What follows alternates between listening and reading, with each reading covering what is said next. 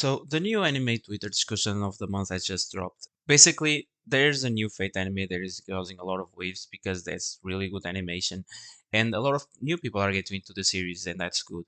But a lot of the fan base is pretentious about and are saying that that's not a good start point, and I'm hired to debate that because it's really easy to get into Fate, even though the internet always tries to tell you otherwise. It's just a really simple concept of every few years there's a Holy Grail War. These guys have seven masters, seven servants, and they just fight for the Holy Grail, and that's that.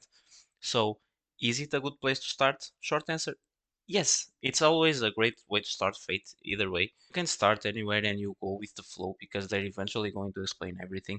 If anything, one of the strengths that I think the Fate universe has, it has something that is very akin to comics, for example, in the West, and it's the fact that Nolan's Batman and Matt Reeves' Batman are two different interpretations of the same character, and you have that with the likes of Gilgamesh, for example.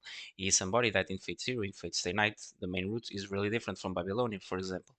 So you can start really anywhere, but as an every long-running IP and franchise, it's always better if you watch something before. And I think the best place to start is either Fate Zero or Fate Stay Night because you're going to get some plot points that you're not going to get or not going to feel so important otherwise if you don't do so. And that being said, that's mainly stuff like the icebergs. They're being talked about a lot, and you don't really know who they are if you're not seen any other series.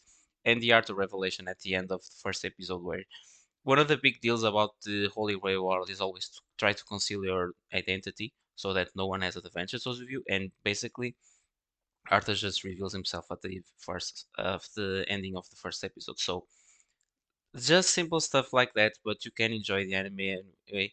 But if you really want a good place to start, I think Fate Zero and Fate Stay Night are definitely the best places.